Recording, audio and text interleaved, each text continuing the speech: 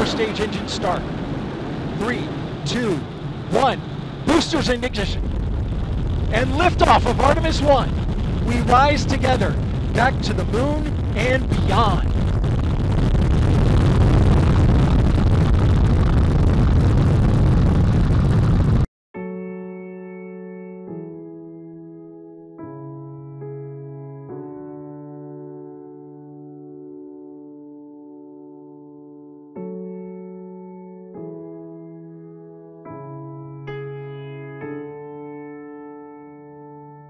We rise together to the moon and beyond. And yeah, even though that guy was a little tongue-tied at the beginning of all of that, I would have been too. I was incredibly emotional at that point, and really, I don't think a more NASA-like statement ever could have been made. We rise together. In other words, we're not doing this for America, we're not doing this for Boeing or for the president or for anybody else. We're doing this for mankind. That's something that NASA talks about all the time, and really, I can't think of a better message. And if Artemis does indeed turn out to be the kind of mission that it's planned to be, it is going to be a major turning point for the future of the human species. I think the odds are very much against it, but still, what happened yesterday cemented my views on Artemis, on SLS, and really how this program of going back to the moon could facilitate our ability to Mars. Have I changed my opinions on SLS? No, I have not. I don't think this is the rocket for the future. I think almost full expendability is a pathway to cancellation. It's wasteful. It's the old way of doing things, but nevertheless, even though SLS may not have been the rocket for the future, it was indeed the rocket of the day, and it's probably likely to be for some time, as I don't believe that Starship is going to be able to get to orbit until sometime next year, and it's certainly not going to be able to get to the moon for another couple years at least. But as it turns out, yesterday was a day of breakthroughs for groundbreaking launches, because at Spaceport Cornwall, even though this is a much more humble launch, the first ever orbital launch attempt from Western Europe has taken a major leap forward. As a matter of fact, there are almost no barriers left. The CAA gave its approval for Spaceport Cornwall to operate as a spaceport, and therefore anybody they have contracts with, including Virgin Orbit, are also free to move forward. We are days away, or at most a couple of weeks, from the first ever orbital launch from Western Europe. And although going to the moon sounds like a much more exciting prospect, and admittedly it is, the prospect of making spaceflight a global thing as opposed to something that's restricted to the United States, to Russia, and maybe China, but instead bringing the glory of spaceflight to every nation on the planet, that's a big story too. And I'm going to bring you all the details on both of them in just a moment.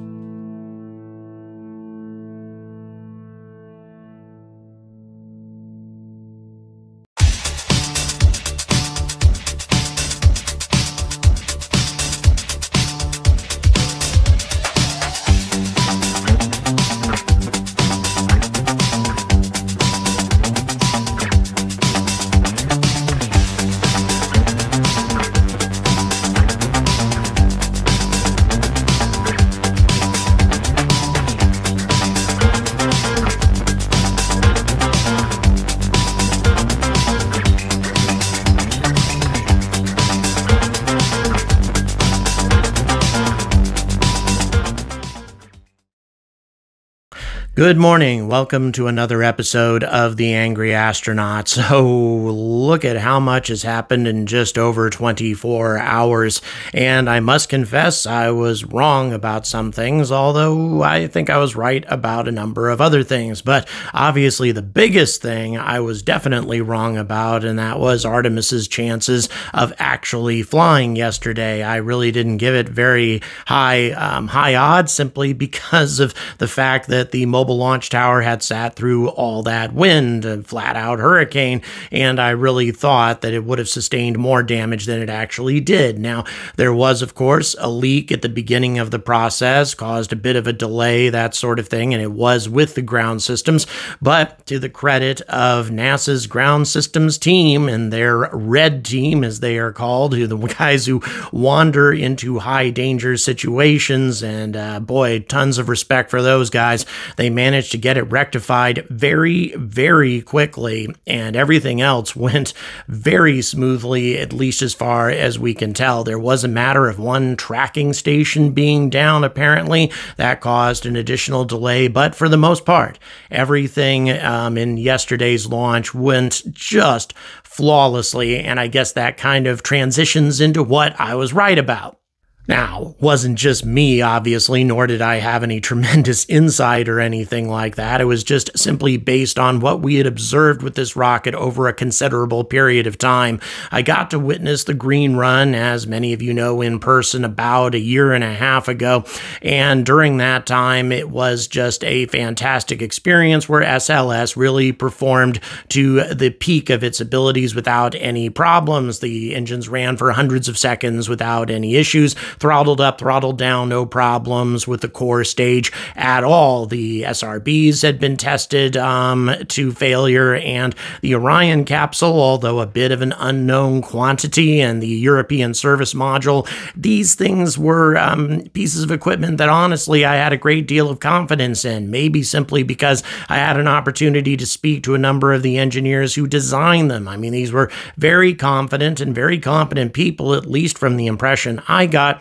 And I was really, really certain that once SLS got the hell off the pad, it would perform very well. And up to this point, it has been doing very well. And honestly, what I think is the weak link in the chain, which is the Boeing part, the core stage, that's done its job. It did its job perfectly. ICPS did its job perfectly. And now Orion is on its way to the moon. Actually, it's covered a hell of a lot of distance in this amount of time, and everything is looking optimal there as well. This test could not be going better, at least from the information that we've received thus far.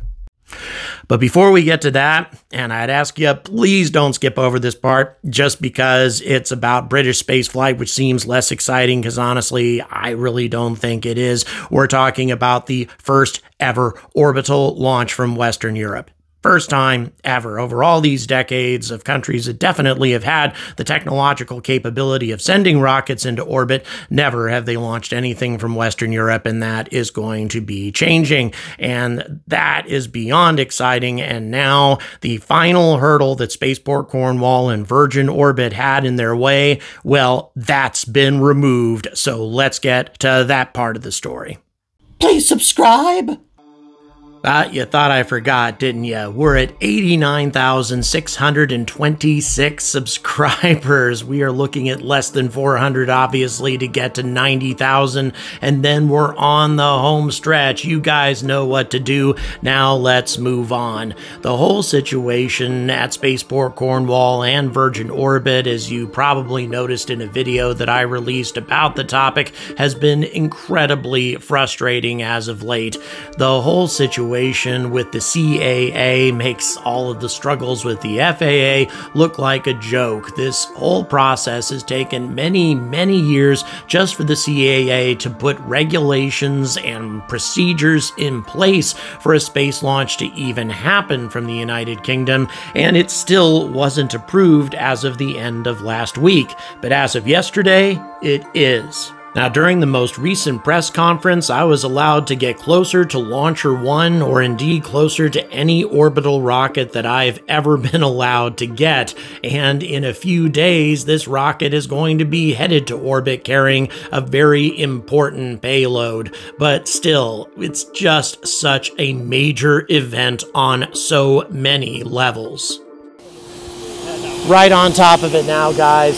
It blows my mind to be this close, but also just to I mean, we've got oxidizer propellant sitting right over here. It's just amazing to be this close to something this sensitive, and to think that it's going to be heading to orbit soon. We've gone from vertical launch that requires massive exclusion zones and millions of dollars in order to get things into orbit, to something like this that has an exclusion zone that you choose where you want it to be.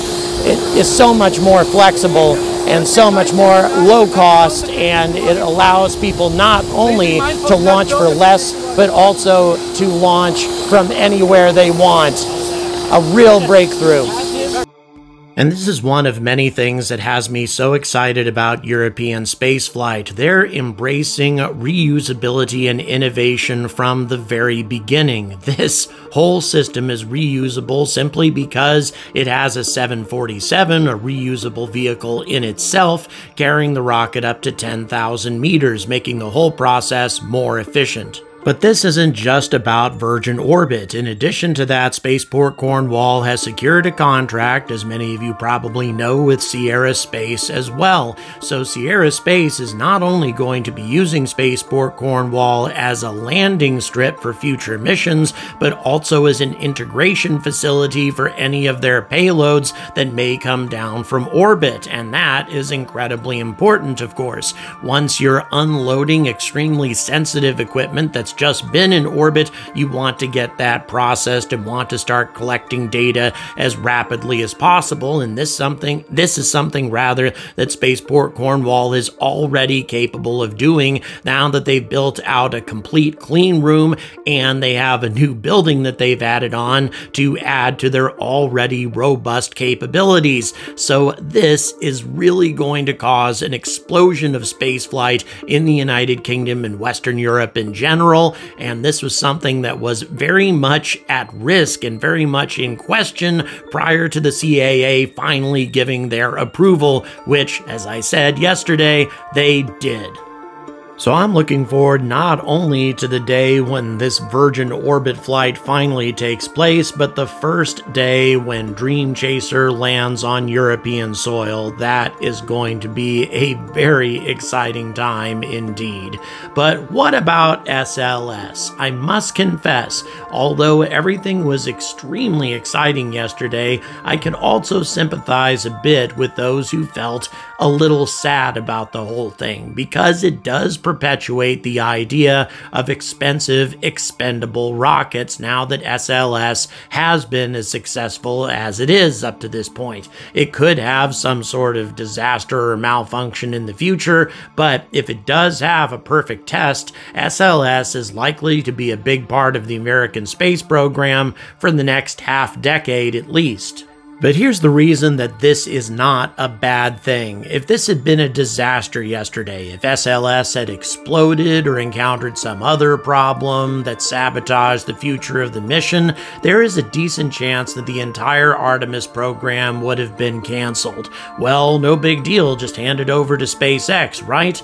Well, here's the problem with that, obviously. If the program gets canceled, all the billions of dollars that are heading towards SpaceX to support Lunar Starship would also be curtailed. Both the money that was originally invested to make Starship into NASA's chosen HLS, but also over $1 billion that were recently awarded to SpaceX in order for another Starship, another Lunar Starship that is, to land on the moon during Artemis 4. Originally, Artemis 4 wasn't going to have a moon landing, but now it's going to, largely because Starship, its enormous fairing and capabilities, are going to allow Artemis 4 to both deploy the IHAB module for the Lunar Gateway and set astronauts down on the surface of the moon. That's going to be an exciting mission, and one that probably wouldn't have happened if SLS had exploded on the pad yesterday. So all of these things are actually very good for Starship.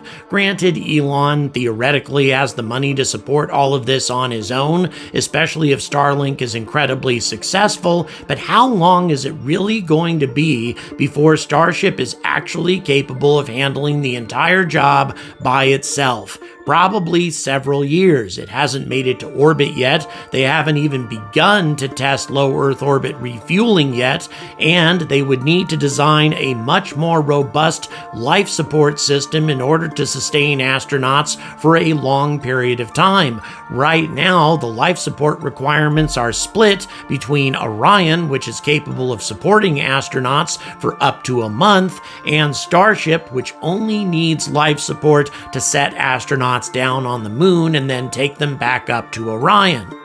Now, on the other side of the coin, if Artemis 1 does go without a hitch, then granted, SLS will continue to be the rocket of choice for Artemis for only one part of the mission, though, and that is to get the astronauts from Cape Canaveral out to lunar orbit. That is the only purpose that it's going to serve, and in the meantime, over $4 billion are going to be invested in Starship. And as time goes on, it's going to become extremely obvious that Starship can do the entire job. Granted, it's not going to be able to lift astronauts off of the pad and take them into orbit. That's going to be something that NASA will never allow until Starship actually has a viable abort system. But other than that, it's going to prove itself to be the vehicle of choice to get astronauts to the moon. It just needs to reach a higher level of maturity. And in the meantime, SLS is going to keep the project moving forward.